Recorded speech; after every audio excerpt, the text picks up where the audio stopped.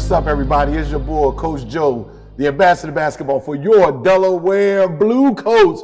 But right now, I'm here at DETV for a sports exclusive.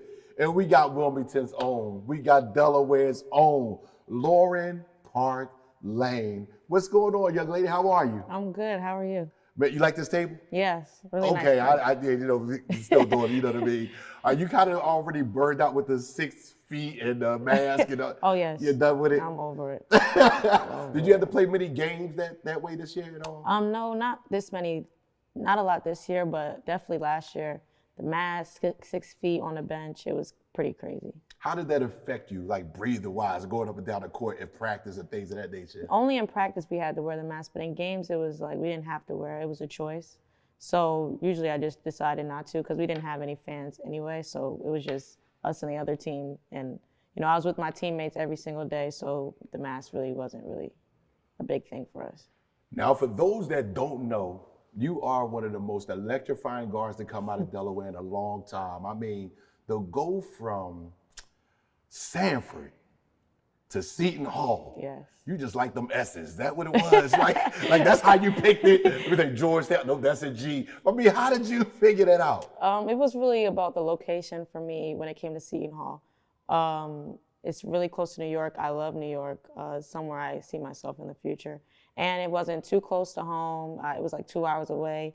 Another school I was looking at was University of Delaware. It was literally 20 minutes up the street. So I was like, I don't know. My mom would be there probably every single day. Like, I'm okay. So, Seton Hall wasn't too close, but it wasn't too far. And at the same time, I love the coaches. And like I said, the area. So I was excited to come and do the interview because we got a Seton Hall great on our Delaware Blue Coat team, Miles Powell. Yes. So have you? I know you have met him, but have you seen him since he's been with the Blue Coats? I haven't seen him since the Blue Coats, but I'm definitely gonna get down there, especially before he leaves, because I need to see him again. I haven't seen him since the last game that they played in the Prudential. I need to see him again for sure. You heard of Delaware, so she's coming this Saturday, 7 o'clock. I just got to put that in right now. But it's amazing. Your story is amazing. The way your career has gone has been amazing. Did you see yourself right here where you're at, just finishing up Big East tournament, and you've played in some major tournaments before then, whether it was AAU, whether it was here in Delaware, high school basketball.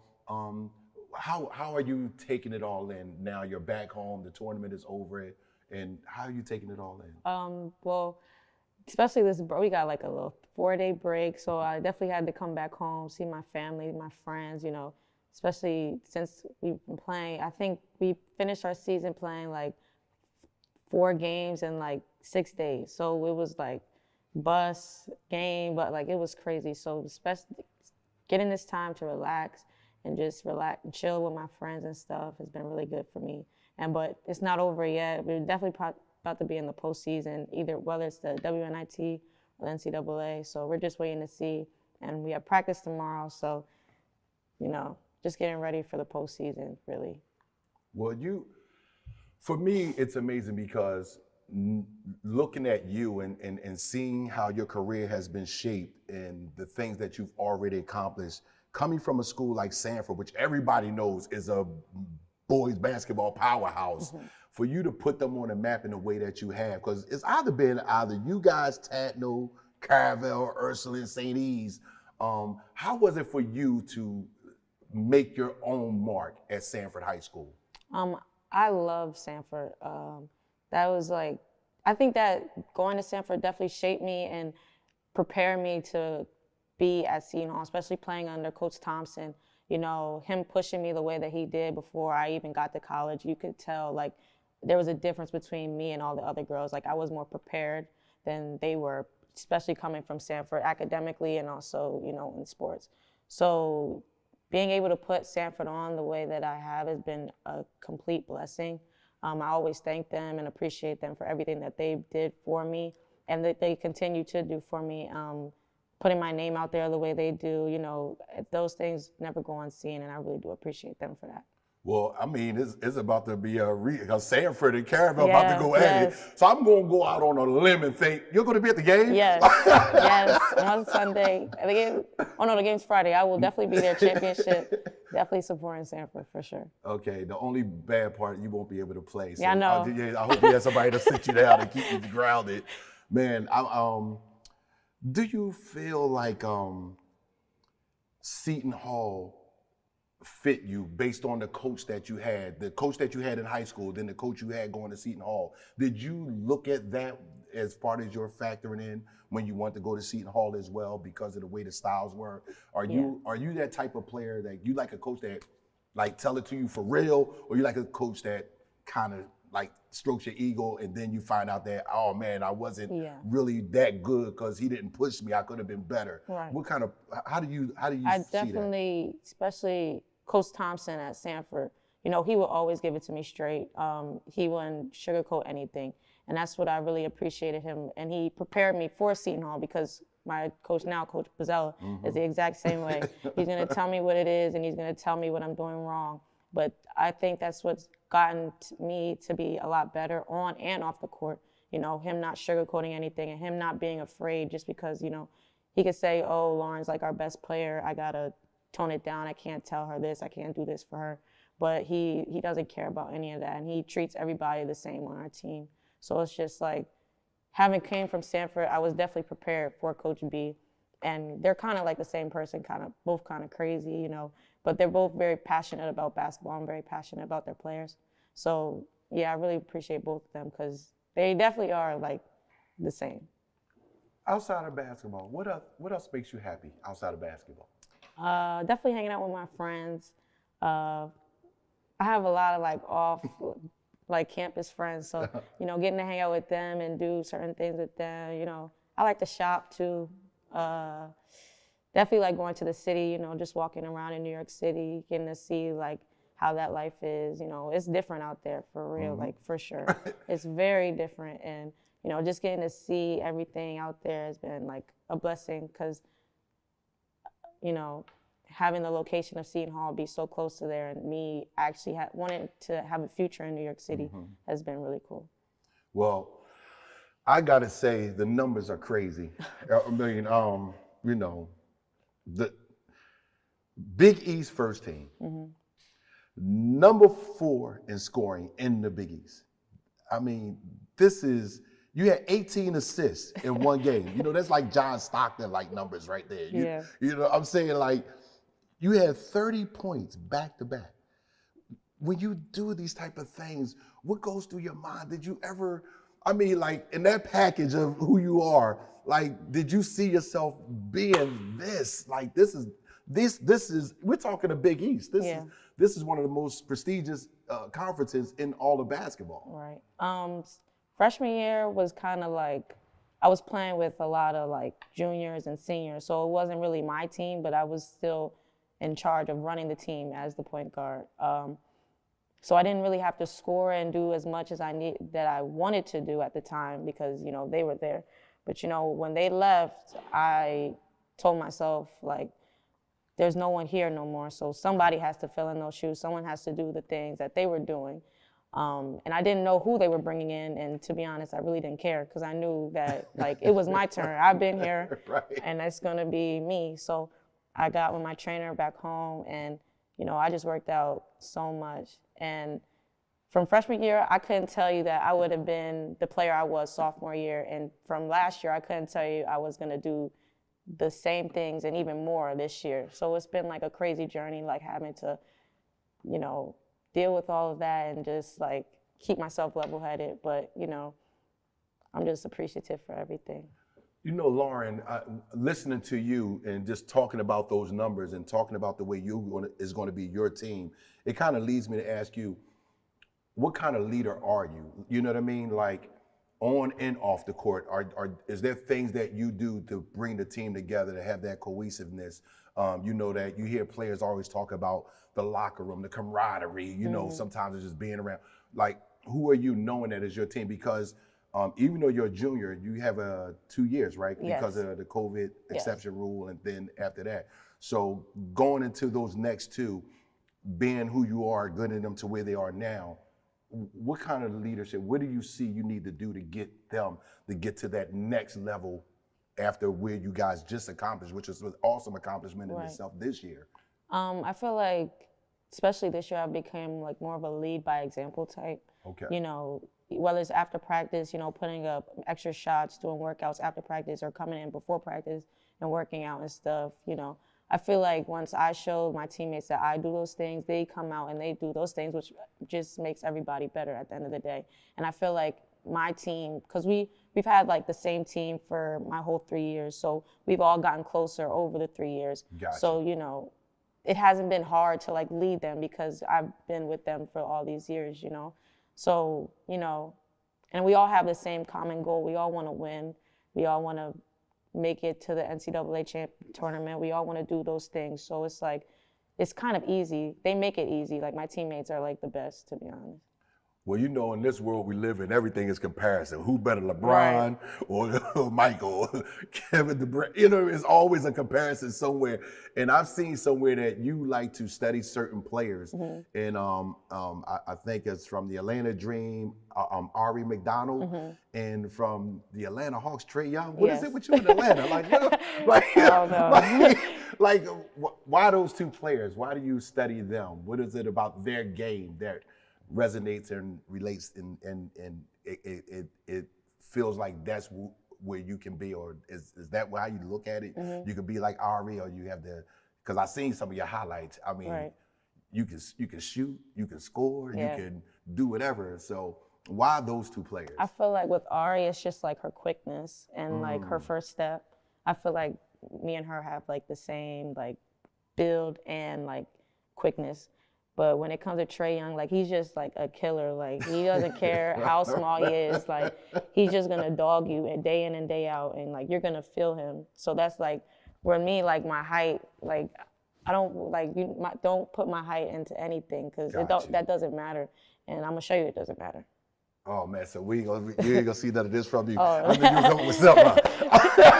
Oh, you might see that. You might see that. You might. Say, the way you were shooting on some of these highlights, you should have been out there a couple of different times. But man, you have done so much, and we can go on and on and on about your accolades, and we can continuously do that all day. But you know, I talked about the COVID year and the year you have after, and everyone always thinks they know when you're ready. Do you know when you're ready? Do you have I'm ready moment in you, saying, yeah, I can go tomorrow. If everything stopped, I could be at the WNBA. I'm ready for it tomorrow. I'm ready for it. Or do you see that next COVID year and the year after as a way for you getting better and getting more prepared when that bell rings for you? Yeah, I feel like I'm just always ready. Like I'm always ready, so I don't have to ever like get ready. You know what I'm saying? Okay. So like, I know that there's things like when it comes to like my body, I have to get stronger. You know, I can shoot from next year. I've already been talking to my coach about, adding like range to my shot and everything, and just having those things that scouts might look at and they just check off like more boxes. Right. So I feel like I have a lot of boxes already checked off, but there's always more and always more things that I can work on. And I feel like in this off season especially, because of the goals that I have, a lot of those boxes are going to get checked off in the summertime, and then next season I'll be able to showcase my talents even more than I did this year and the past year. Now I know that you have a very close-knit family, very tight. You had a brother that made his birthday a while back. Yes. But being in school, being at those different things, you miss a lot. Yeah. Birthdays, holidays. How does that affect you, or does it affect you? It definitely affects me. I didn't get to spend my brother's birthday with him, because he had school, and my family actually lives out in Texas, so like I couldn't even go visit him because we had a game. So in return, I decided, we joked about it, me and my brother. He was like, that was the day that I broke the assist record. Yeah, and, just throw that in. And he was like, "Oh, at least if you didn't get to spend my birthday with me, at least you did that for me." And I was like, you know what, you're right. So I got him that for his birthday. So I didn't feel as bad for missing it. And he did. They came down for my birthday, which was 2 days before. So I got to see him prior to his birthday. So, you know, it all worked out. With all the accolades, with all the recognition that you get, do you ever feel a lot of pressure? Do you feel pressure? Yeah, especially, you know, starting before this season, I felt all the pressure in the world, you know. I was on like the Nancy Lieberman award watch list for like top point guards. And then my team from last year, we were getting so much buzz because of the way we finished our season the year prior to that.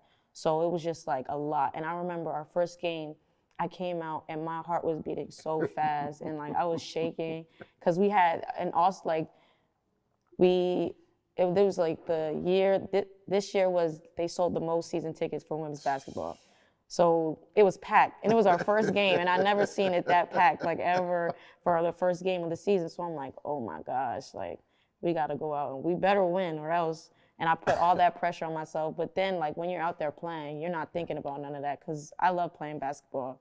So I'm not thinking about what everybody else is worried about. Like I'm just trying to do me. And it worked out, you know, we won the game, so.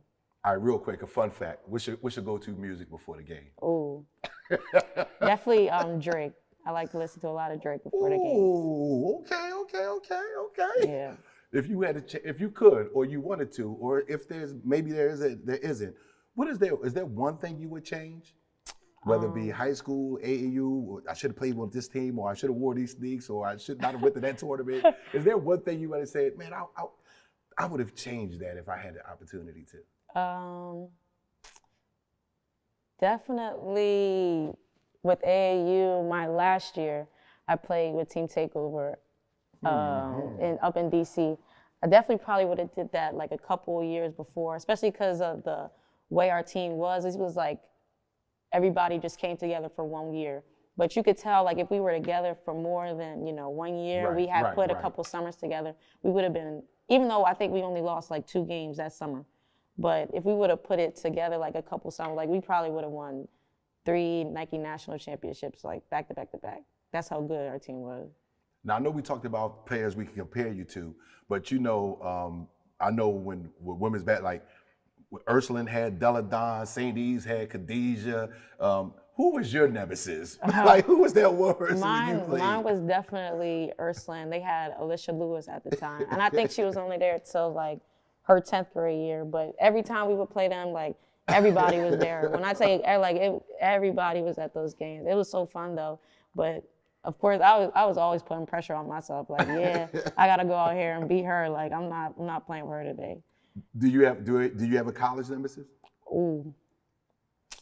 Do you see definitely? That one? Oh yes, definitely Creighton. Oh my gosh, Creighton is definitely my Seton Hall's nemesis. Like, we don't like them, they don't like us, and that's okay. But every time it's gonna be a good game, and we're both trying to win. We're gonna do whatever we gotta do to win. Wow.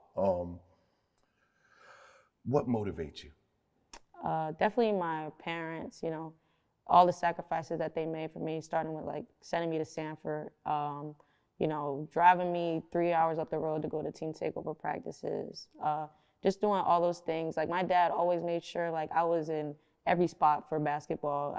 I went to New York to play at Rose Classic in high school. Then he would drive me to DC to play in the DMV, which I believe is like one of the best places to ever play when it comes to girls basketball. So, he always made sure I was everywhere, and he put me in those positions to like get my name out there. And, that's what really motivates me, having them. And, they've always had belief in me even when I didn't. So, like, having that from them has been everything. Social media is never going away. Yeah. It is the beast that it is. How do you navigate on social media? As so much, everybody's a critic. Mm-hmm. Everybody's an expert. Yeah. Everybody knows the plays. Right. They've been at one practice, right. But they know everything. And but I want you to not look at the negative side. I want you to talk to that young girl that's going to reach out to you tomorrow, 10 days from now, 10 months from now, a year from now, when they see you in the tournament, when they see you in the WNBA. What advice would you give to that young girl that says, man, I've been fighting through these things. I've been doing this. I look up to you. I watch your games. What advice would you give to them when they asked you, what you think I should do? What would you tell them? Definitely make sure that they have confidence in themselves. You know, I know it sounds cliche, but like you really can do anything that you put your mind to. If you put the work in to do it, you know, don't let anyone tell you that you can't do something. Cause you know, that's all I heard when I was growing up. Like, you're too small, you too this, you too that, you know. And yeah, sometimes it got to me when I was younger, but you know, once I grew up and I was like, they was completely wrong. Like, I can play with whoever I want to. I can do whatever I want to do because I put the work in to be better than, you know, the 6-footer or the 8-footer, whoever it is. So, you know, just have confidence in yourself and have confidence in the work you put into your craft. Well, this has been the best. I want to thank you for giving me this time. I am not only honored, but I am truly thankful to be asked to be the one to interview you. I've asked many of people, like I said, we have a mutual friend, Todd Taylor. He just could not shut up enough. He had all these questions he wanted me to ask, like he was doing the interview. And I'm just amazed at who I'm sitting across from. I see great things in your future. Thank you. And ladies and gentlemen, once again, Ms. Lauren Park Lane, Wilmington's own, Sanford's own. She's at Seton Hall. Put it on your refrigerator, get that schedule. Follow all her games, and also follow DETV Sports, follow DETV online. And once again, it's your boy, Coach Joe, the ambassador of basketball for your Delaware Blue Coats. Come on out to Chase Fieldhouse and check us out. I'm going to be there with Ms. Laura Park Lane this Saturday, 7 o'clock, while she's talking about Mr. Miles Powell from her own Seton Hall. So we want to thank you, and I appreciate it. Thank you so much. Thank you so much. Thank you.